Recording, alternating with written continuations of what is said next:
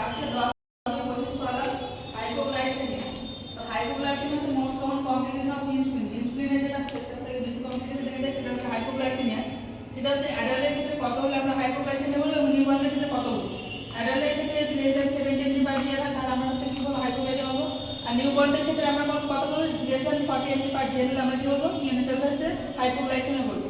এদের ক্ষেত্রে sign symptom কি দেখা যায় যে হাইপোগ্লাইসেমিয়া হলে কি কি সাইন সিম্পটম দেখা যায়। ফার্স্ট দেখা যায় ডায়াফ্রোসিস মিন্স হচ্ছে এক্সেসিভ সোয়েটিং বা আর্লি সিম্পটম যেটা দেখা যায় সেটা হচ্ছে পেশেন্টে গিয়ে প্রচুর পরিমাণে হচ্ছে ঘামবে। এখানে ট্রায়াড মানে তিনটে সাইন সিম্পটম মেনলি দেখা যায় সেটা হচ্ছে ডায়াফ্রোসিস, রেস্টলেসনেস আর হেডেক।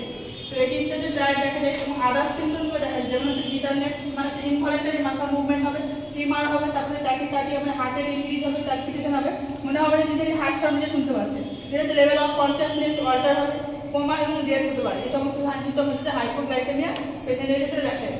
এবার হচ্ছে নোট আরেকটা জিনিস লিখে দিতে রিঅ্যাক্টিভ হচ্ছে হাইপোগ্লাইসেমিয়া। রিঅ্যাক্টিভ হাইপোগ্লাইসেমিয়া মিন্স হচ্ছে যে ইন সাম পেশেন্ট কি করে যে আফটার ফুড মিল সেকেন্ড যে ফুড খাওয়ার পরে কি হয় যে বডিতে এক্সেসিভ হচ্ছে পরিমাণে যে অ্যাবর্ট ইনসুলিন সিক্রেট কেন হয় কারণ বেশি পরিমাণে যে ফুড খাই সেক্ষেত্রে কি হয় যে হাইপোগ্লাইসেমিয়া অফার হয়। সেক্ষেত্রে আমরা তাদেরকে বলবো রিঅ্যাক্টিভ হাইপোগ্লাইসেমিয়া। ওই জন্য সেই সমস্ত পেশেন্টকে আমরা অ্যাডভাইস দেবো যে পেশেন্ট ফুড কি করবে যে স্মল অ্যামাউন্ট অফ ফ্রিকোয়েন্টলি মিল মানে কম করে ফুড খাবে কিন্তু হচ্ছে যে কি বারবার যেন সেটা খাবে। দেন হচ্ছে types of hypoglycaemia according to হচ্ছে যে আমরা সুগার লেভেল যে হাইপোগ্লাইসেমিয়া তিন ভাগে ভাগ করছি মাইল্ড, মডারেট, সিভিয়ার। তো মাইল্ড হাইপোগ্লাইসেমিয়ার ক্ষেত্রে কি হয় এখানে সুগার লেভেল যেটা থাকে সেটা হচ্ছে যে 40 to 70 mg/dl থাকে এবং হচ্ছে যে এখানে আমরা পেশেন্টকে কীভাবে ম্যানেজমেন্ট করবো এখানে পেশেন্টকে দেখবো যে ওরালে আমরা কী করবো যে কার্বোহাইড্রেট দেবো 15 গ্রাম সুগার দেবো।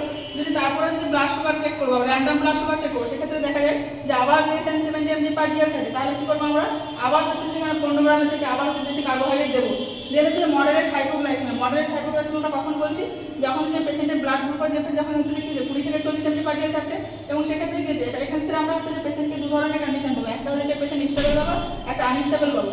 স্টেবল পেশেন্টে আমরা কি করবো যে আমরা স্টেবল পেশেন্টকে আমরা ওরালি ম্যানেজমেন্ট করতে পারবো কার্বোহাইড্রেট দিয়ে যেরকম হচ্ছে যে আমরা মাইল্ড হাইপোগ্লাইসেমিয়া পেশেন্টের ক্ষেত্রে ম্যানেজমেন্ট করছিলাম যে ওরালি আমরা কি করছিলাম যে গ্লুকোজ লেভেলটা সুগার দিয়ে।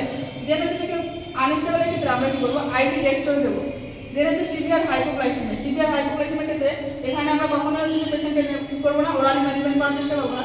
এখানে আমরা পেশেন্টকে ডেক্সট্রোজ দেবো। কখন কাদের গ্লুকোজ কীরকম দেবো যখন অ্যাডাল্ট পেশেন্ট আসবে তাদেরকে ক্ষেত্রে 25% দেবো বা 50% দেবো, চাইল্ডের ক্ষেত্রে আমরা 10% দেবো। এগুলো গেল হচ্ছে সাইন সিন্ড্রোম বা অ্যাকর্ডিং টু হচ্ছে যে কি টাইপস অফ হাইপোগ্লাইসেমিয়া। দেন হচ্ছে কমপ্লিকেশন অফ ডায়াবেটিক মেলাইটিস যে কী কী একজন সুগারের পেশেন্টের কী কী অসুবিধা হতে পারে। একটা হচ্ছে ক্রনিক মানে কিছু তাড়াতাড়ি যেগুলো সাইন সিন্ড্রোম দেখা যায় আর হচ্ছে ক্রনিক মানে দীর্ঘদিন পরে যেগুলো দেখা যায়। যেমন ক্রনিকের মধ্যে হচ্ছে হাইপোগ্লাইসেমিয়া, তারপর হচ্ছে ডায়াবেটিক কিটোঅ্যাসিডোসিস। হাইপোগ্লাইসেমিয়া অলরেডি পড়ালাম। ডায়াবেটিক কিটোঅ্যাসিডোসিস বলেছিলেন যেখানে হচ্ছে যে ব্রেকডাউন হচ্ছে এবং কিটোন বডি ফর্মেশন হচ্ছে। দেন হচ্ছে NAS হচ্ছে হাইপার অসমোলার হাইপোগ্লাইসেমিক নন কিটোঅ্যাসিডোসিস। এখানে হচ্ছে যে কি ফ্যাট ব্রেকডাউন হচ্ছে না বা হচ্ছে কিটোন বডি ফর্মেশন হচ্ছে কিন্তু গ্লুকোজ লেভেলটাকে নর্মাল রাখতে পারে না। দেন হচ্ছে ডায়াবেটিক ফুড। ডায়াবেটিক ফুডটা পরে করেছি। দেন হচ্ছে যে কি ম্যাক্রোভাস্কুলার ড্যামেজ এখানে কি হচ্ছে করোনারি আর্টারি ডিজিজ হবে, কিডনি ফেলিয়ার হবে। এক্ষেত্রে পেশেন্টের ক্ষেত্রে কিডনি ফেলিয়ার পেশেন্ট কতদিন পর হবে বলতো যে টাইপ 1 পেশেন্টের ক্ষেত্রে যখন থাকে তাদের ক্ষেত্রে হচ্ছে একটা অ্যাভারেজ 5 বছর পর হওয়ার সম্ভাবনা থাকে। যে টাইপ 2 থাকে সেখানে হচ্ছে যে কি 10 বছর পর হওয়ার সম্ভাবনা থাকে। দেন হচ্ছে যে ক্রনিক হচ্ছে যে কি যেমন রেটিনোপ্যাথি যাতে কি হচ্ছে রেটিনা হচ্ছে কি ড্যামেজ হওয়ার সম্ভাবনা থাকে বা নিউরোপ্যাথি বা হচ্ছে নেফ্রোপ্যাথি এই সমস্ত সাইন সিম্পটম দেখা যায়। দেন হচ্ছে যে কি ডায়াবেটিক ফুড। ডায়াবেটিক ফুড কি হয় যে ডায়াবেটিক ফুড কিছু হচ্ছে যে ডিউ টু যে পেরিফেরাল হচ্ছে নিউরোপ্যাথি মানে হচ্ছে যে কি পেরিফেরাল এরিয়াতে ব্লাড সাপ্লাই কি হচ্ছে যে ডিক্রিজ হচ্ছে।